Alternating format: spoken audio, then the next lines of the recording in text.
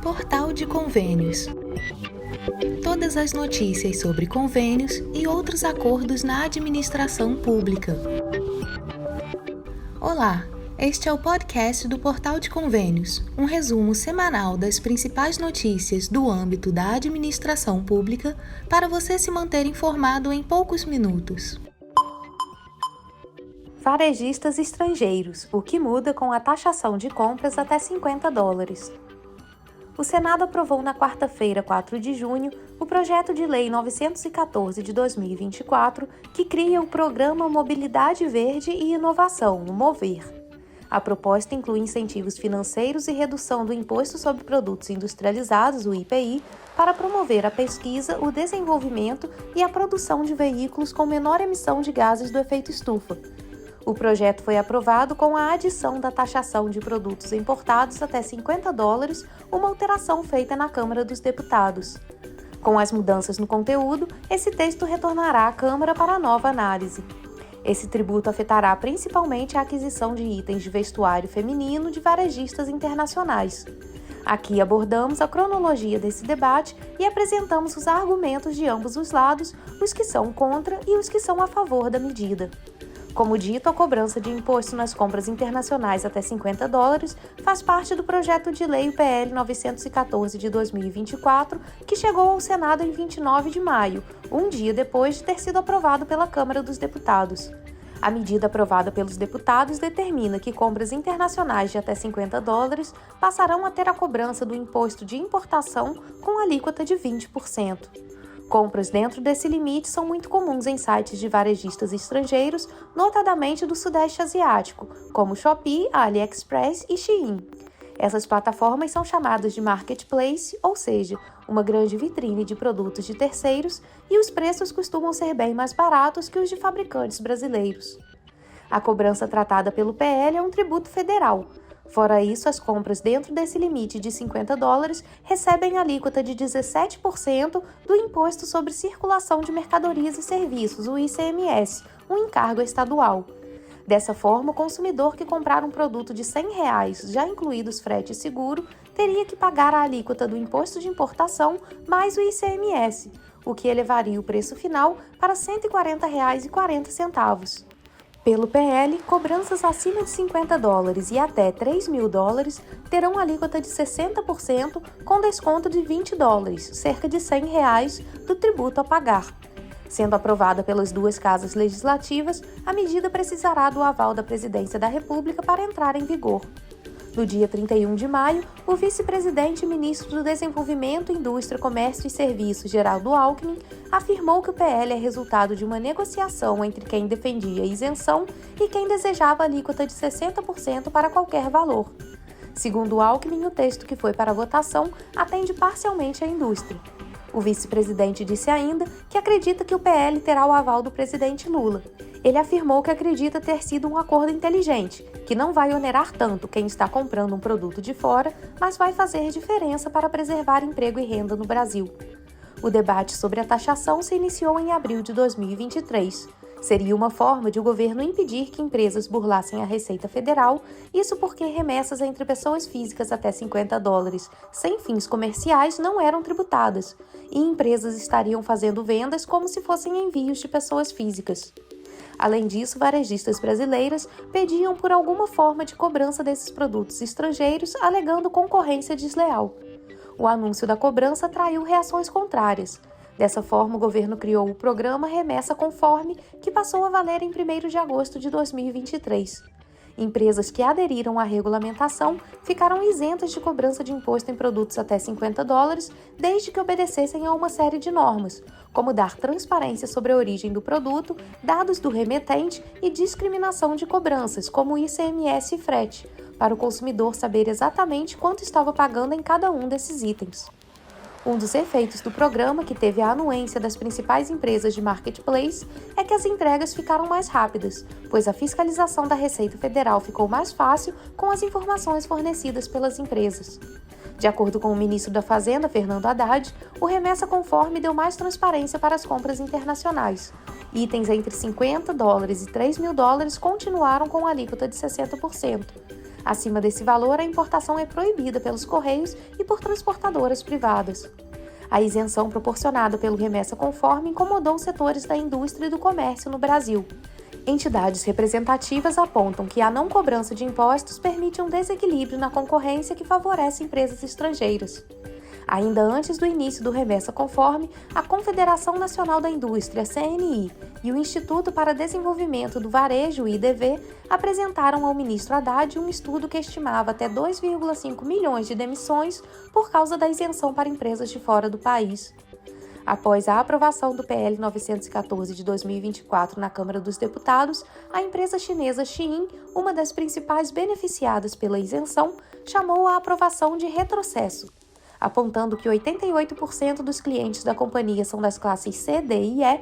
A varejista afirmou ver risco para os consumidores. Em nota, a empresa estimou que, com o fim da isenção, a carga tributária que recairá sobre o consumidor final passará a ser de 44,5%, o que com a isenção se mantinha em torno de 20,82% devido à cobrança do ICMS no valor de 17%.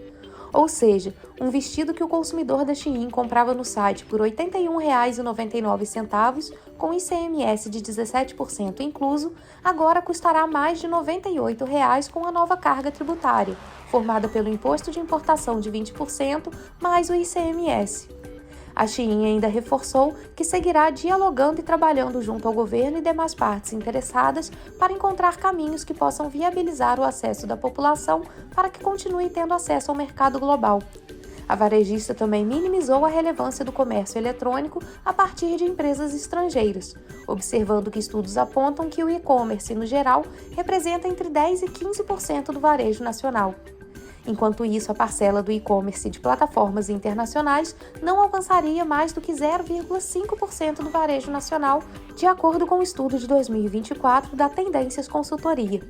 Ao defender que não haja isenção para empresas estrangeiras, a Confederação Nacional do Comércio de Bens, Serviços e Turismo, a CNC, apresentou em 27 de maio um estudo feito com dados da Secretaria de Comércio Exterior do Ministério do Desenvolvimento, Indústria, Comércio e Serviços. Segundo o levantamento, a quantidade de itens de bens de consumo com valor de importação de até $50 por unidade cresceu 35% em 2023 em relação a 2022. Lideraram as encomendas produtos originários da China, representando 51,8% do total. O segmento com maior aumento foi o de itens de vestuário feminino, como calças, bermudas e shorts, com alta de 407,4%. Felipe Tavares, economista-chefe da CNC, afirmou que a isenção de até $50 é uma ofensa ao empresário brasileiro, que é o responsável por gerar emprego, renda e impostos para a economia brasileira. Na visão dele, a potencial perda de emprego no Brasil não compensa a oportunidade de comprar produtos mais baratos no exterior. Ele observou que sem empresas nacionais não tem trabalho, sem trabalho não tem renda, e sem renda não importa se uma blusa custa R$1 ou R$1 milhão, pois não tem como o brasileiro comprar. Em comunicado conjunto com a CNC, a CNI classifica de ineficiente a aprovação da alíquota de 20%. A entidade afirma que a decisão de taxar em apenas 20% as compras internacionais não é suficiente para evitar a concorrência desleal, embora seja um primeiro passo bastante tímido em direção à isonomia tributária e sua equiparação com a produção nacional. A nota elenca como principais prejudicados os setores de produtos têxteis, confecção de artefatos do vestuário e acessórios, calçados, artefatos de couro, produtos de limpeza, cosméticos, perfumaria e higiene pessoal.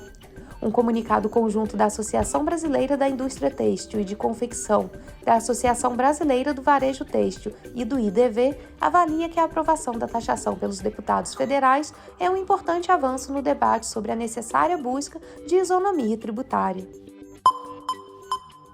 Prazo para adequação orçamentária dos municípios contemplados na PNAB termina em junho. Os municípios que foram os primeiros a receber os recursos da Política Nacional Aldir Blanc de Fomento à Cultura, a PNAB, devem ficar atentos ao prazo final para a adequação orçamentária.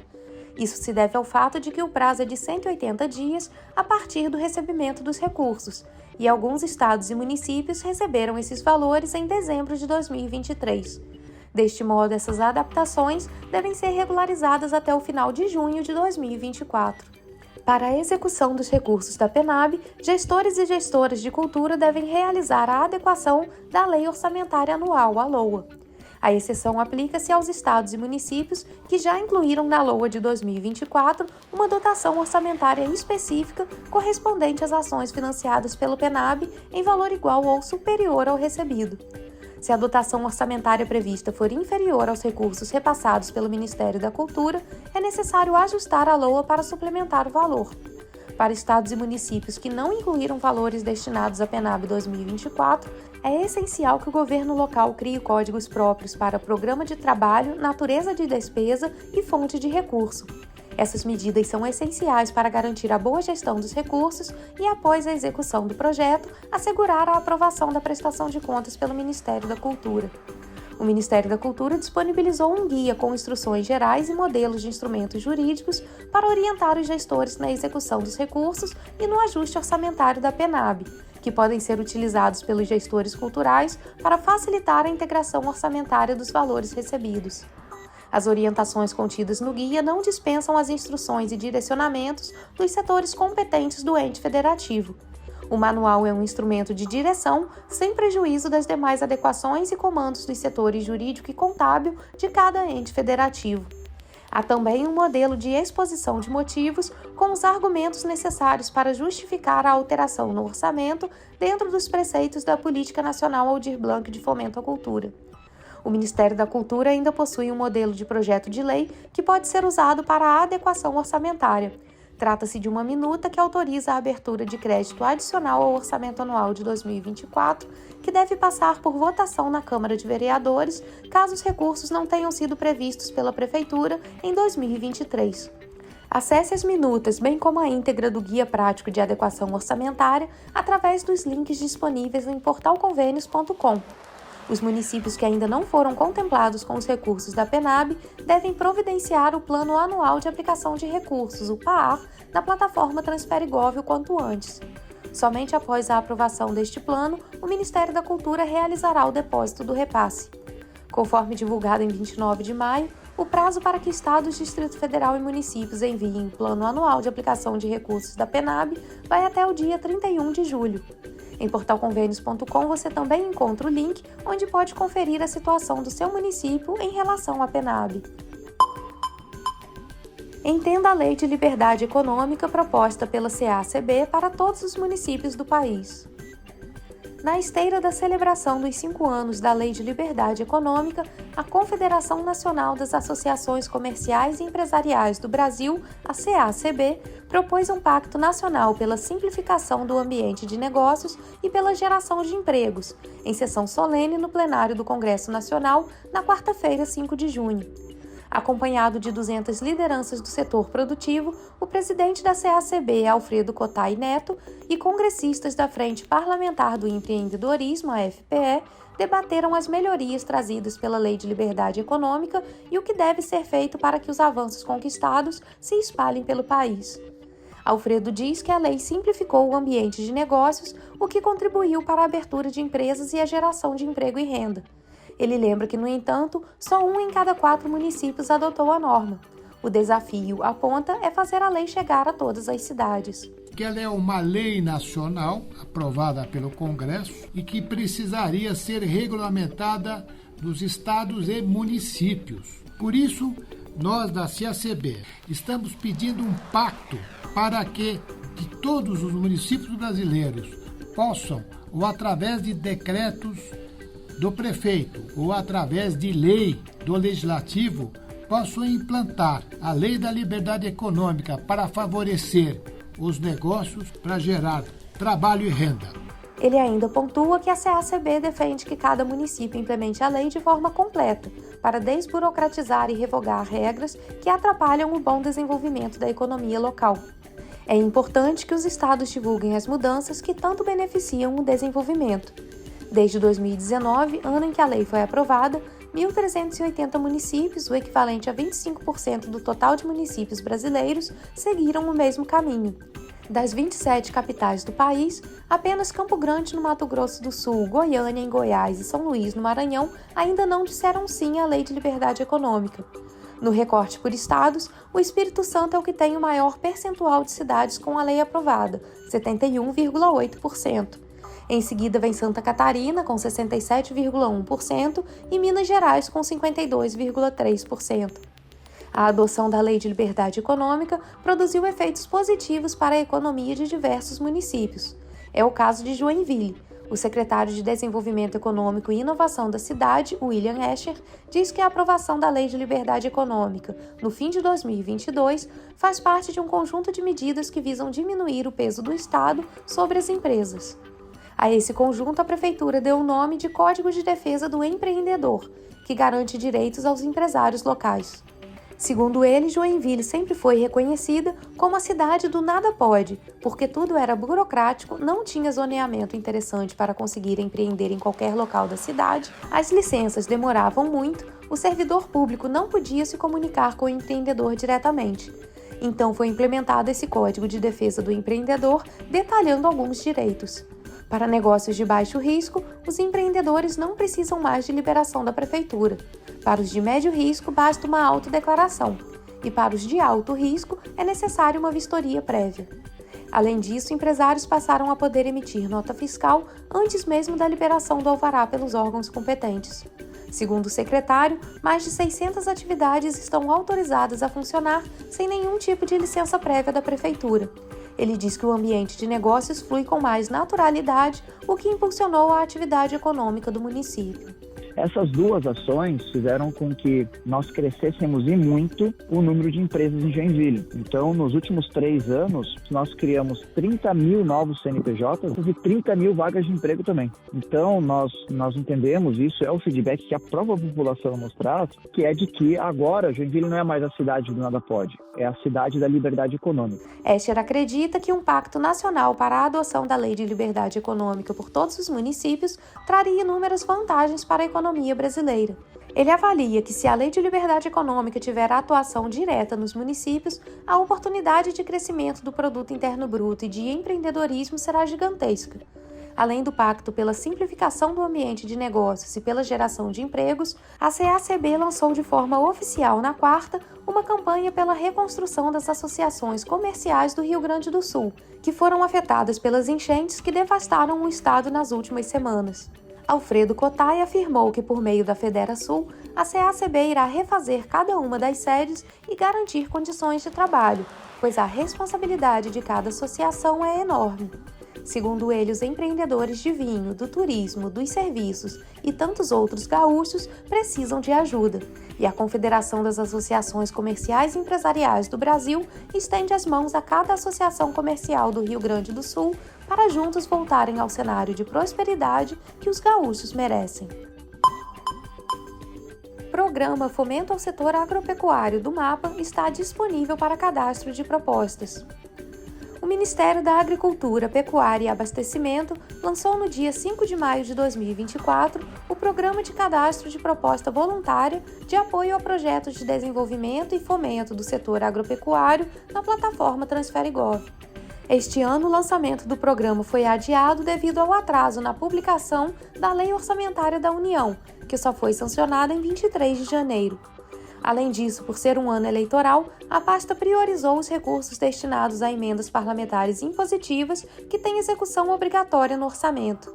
O programa, denominado Fomento ao Setor Agropecuário Propostas Voluntárias, visa o apoio a projetos de inovação, desenvolvimento sustentável, irrigação e cooperativismo no setor agropecuário, através de investimento para aquisição e fornecimento de máquinas e equipamentos agrícolas, bem como a execução de custeio para adequação e recuperação de estradas vicinais, apoio à realização de eventos, capacitações e aquisição de insumos agrícolas.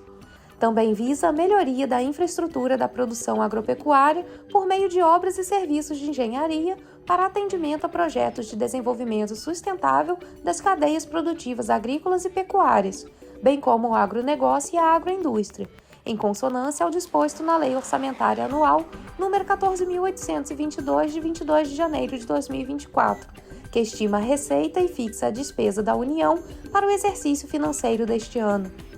A principal finalidade é o atendimento por incentivo e fomento à produção agropecuária de pequeno e médio porte, objetivando a contemplação do público-alvo e o fomento aos entes federativos e seus beneficiários diretos, de forma a permitir a melhoria da qualidade dos produtos ou sua transformação, comercialização e distribuição. Uma dúvida frequente das entidades estaduais e municipais é sobre a aquisição de veículos considerados de pequeno porte, tais como carros e caminhonetes. Esses não são contemplados pela portaria e, portanto, não devem ser considerados na elaboração de propostas no sistema TransfereGov. O recebimento do recurso, por se tratar de proposta voluntária, dependerá mais especificamente da disponibilidade orçamentária do mapa, conforme previsto no Decreto número 11.531, de 16 de maio de 2023. As transferências de recursos dos orçamentos fiscal e da Seguridade Social da União são regulamentadas por normas complementares. Essas transferências são efetuadas através da celebração de convênios e contratos de repasse entre órgãos e entidades da Administração Pública Federal e seus correspondentes nos estados, Distrito Federal e municípios, além de consórcios públicos. O objetivo é a execução de programas, projetos e atividades de interesse comum, estabelecendo um regime de mútua colaboração.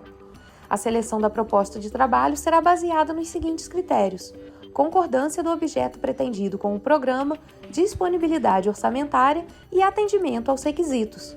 Estão habilitados para este programa Administração Pública Municipal, Consórcio Público, Administração Pública Estadual ou do Distrito Federal e Empresa Pública Sociedade de Economia Mista. A data de início do recebimento de propostas foi 2 de maio de 2024. E a data do fim de recebimento de propostas será 30 de outubro de 2024. Mais detalhes sobre o programa você confere em portalconvênios.com. Portaria Interministerial MGI-MF-CGU 32 de 2024 regulamenta a execução de obras do novo PAC. O Ministério da Gestão e da Inovação em Serviços Públicos, o MGI, o Ministério da Fazenda, a MF, e a Controladoria Geral da União, a CGU, divulgaram orientações detalhadas para a execução das ações do novo Programa de Aceleração do Crescimento, o PAC, por estados, municípios e consórcios públicos. Essas ações serão realizadas em parceria com a União através da celebração de termos de compromisso. A Portaria Conjunta MGI-MF-CGU número 32 foi publicada no Diário Oficial da União na quinta-feira, 6 de junho. Essa norma regulamenta as transferências obrigatórias de recursos dos orçamentos fiscal e da Seguridade Social da União, operacionalizados por meio de termos de compromisso entre órgãos e entidades da Administração Pública Federal e estados, Distrito Federal, municípios e consórcios públicos. Os recursos são destinados à execução de programas, projetos, atividades, obras ou serviços de engenharia de interesse da União. De acordo com a portaria, a celebração do termo de compromisso exigirá, entre outros requisitos, o cadastro prévio no transferegov.br, a plataforma do governo federal para a operacionalização das transferências voluntárias da União. Os atos e procedimentos relativos à celebração, execução, acompanhamento e prestação de contas dos termos de compromisso também serão realizados no TransfereGov. Aqueles que, por sua natureza, não possam ser realizados na plataforma serão registrados nela. A celebração dos termos de compromisso deverá atender às definições da Comissão Interministerial de Inovações e Aquisições do PAC e dependerá ainda da discriminação da ação pelo Comitê Gestor do Programa. A portaria detalha ainda os valores mínimos de repasse da União para fins de celebração de termos de compromisso, R$ 400 mil para execução de obras e R$ 100 mil para contratação de estudos e projetos, além de indicar procedimentos para a execução, acompanhamento, prestação de contas e regime simplificado de contratações, entre outros. A íntegra da portaria pode ser consultada acessando portalconvênios.com.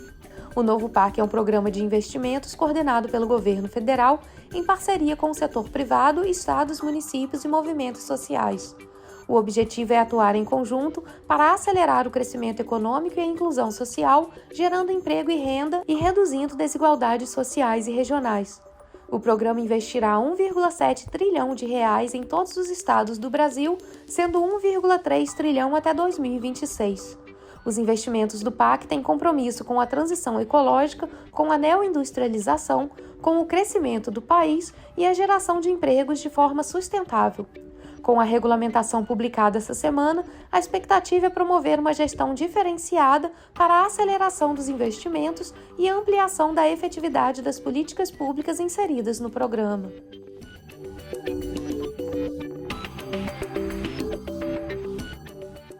Você ouviu mais um podcast do Portal de Convênios, te atualizando sobre projetos, prazos e ações em administração pública. Continue se informando em nosso site portalconvenios.com. Até a próxima!